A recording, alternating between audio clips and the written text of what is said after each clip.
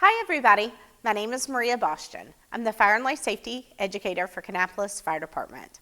And Kannapolis Fire Department, along with Kannapolis Parks and Recreation Department, are here today to talk to you about having a safe and happy 4th of July. We're going to start by reading a book that says, Hooray for the 4th of July. It's written by Rick Brown. It and the story right here called Happy Birthday America are both books that you can check out at the Cabarrus County Public Library. I checked them out for this video and then I'll be returning them, and they have other 4th of July stories too if you'd like to read one. But this one is Hooray for the 4th of July.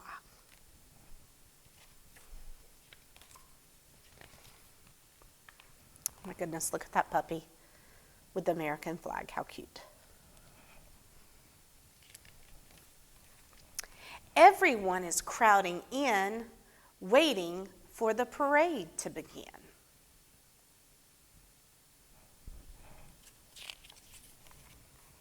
Fife and drum, fife and drum.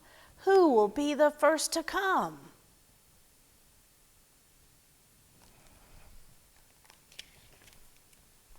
Here's our favorite big brass band passing the reviewing stand. Fife and drum, fife and drum. Who will be the next to come? I bet those uniforms are hot and itchy. The musicians' float rolls along. Listen to their happy song. Fife and drum, fife and drum. Who will be the next to come?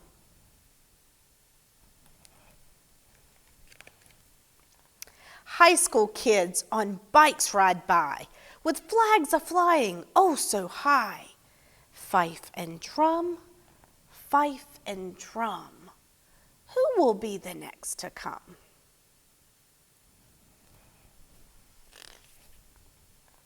Next is the junior high school band. Their uniforms look oh so grand. Fife and drum, fife and drum. Who will be the next to come?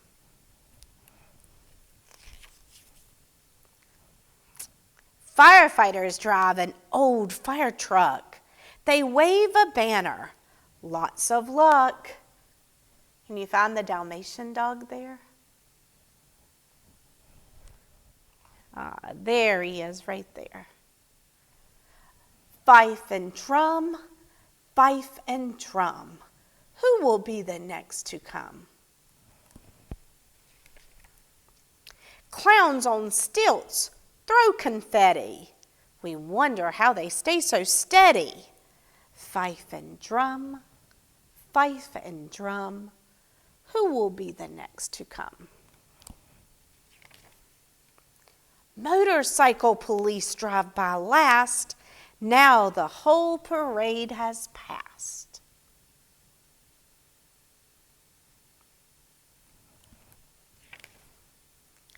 Boys and girls, a baseball team.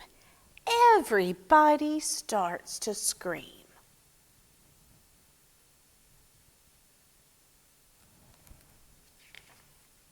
Hooray! Hooray for the 4th of July.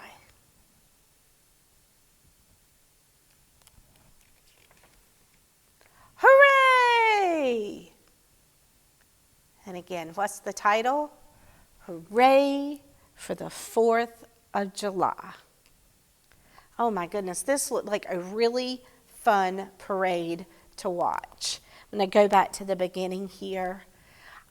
This is what our 4th of July celebrations would usually look like. A lot of people out celebrating, some wearing red, white, and blue, lots of flags flying.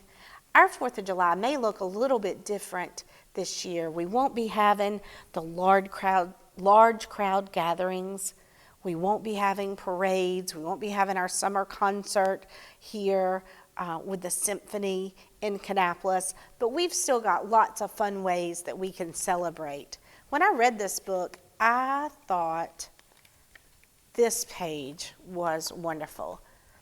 During this time of distance learning and a lot of staying at home, bike stores have had bicycles flying off the shelves.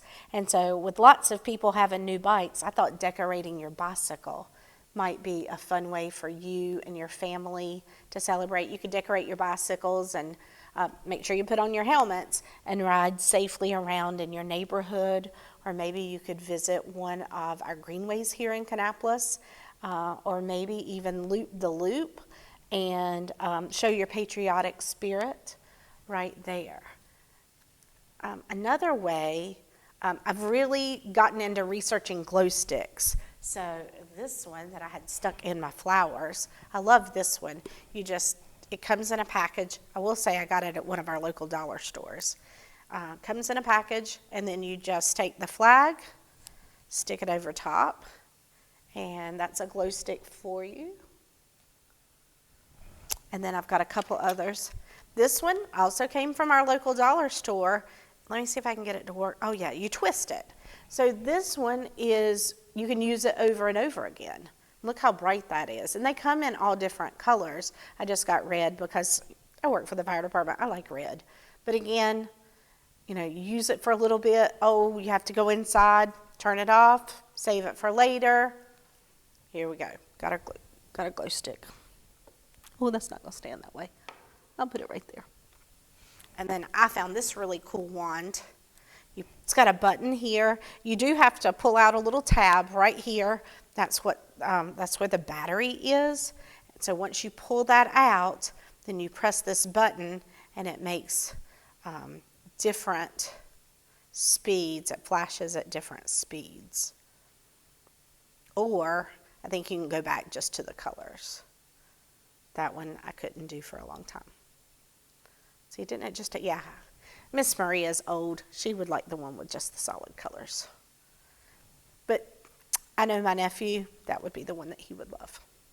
So, and I do think you have to go through the whole series there, to get it back to turning off. But again, I do love these two because they're going to last for a really long time, maybe even a couple days, because you can turn them off and turn them on. So I thought that was cool. And again, all at one of our local dollar stores, but we're so lucky to be here in the Kannapolis area. There are lots of big box stores, party stores, several different types of dollar stores that we can go to get fun items like this. But before we go, I'm going to turn this around to the back. That looks like a beautiful fireworks display, doesn't it?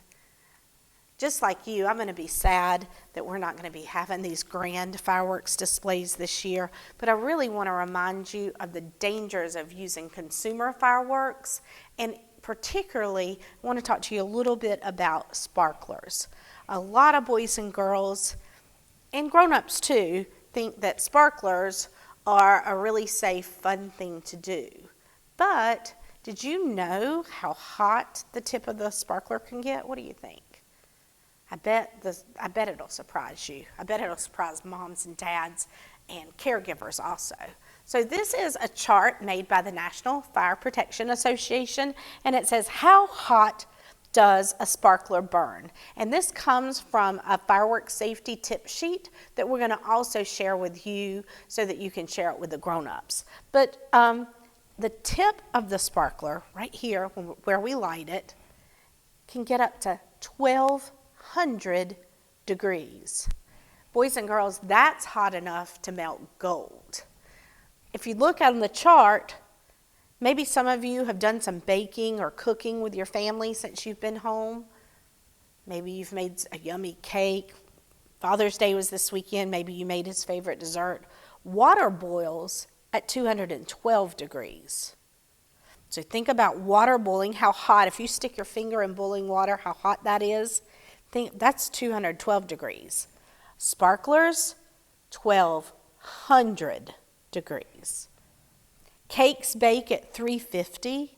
Well, that's nowhere near 1,200, is it? Wood burns at 575 degrees. Still, that's nowhere near the sparkler. Glass melts at 900. And again, 1,200 where our sparkler is, Again, that's hot enough to burn gold. So I just wanted to show you that little measurement chart there to kind of get you to really understand just how dangerous holding a sparkler can be. You're holding 1200 degrees right there in your hand. And then there's a few more things on this tip sheet. Almost 20,000 fireworks related fires a year in the United States. And that's because of consumer fireworks. That's a lot of fires. People end up going to the emergency room.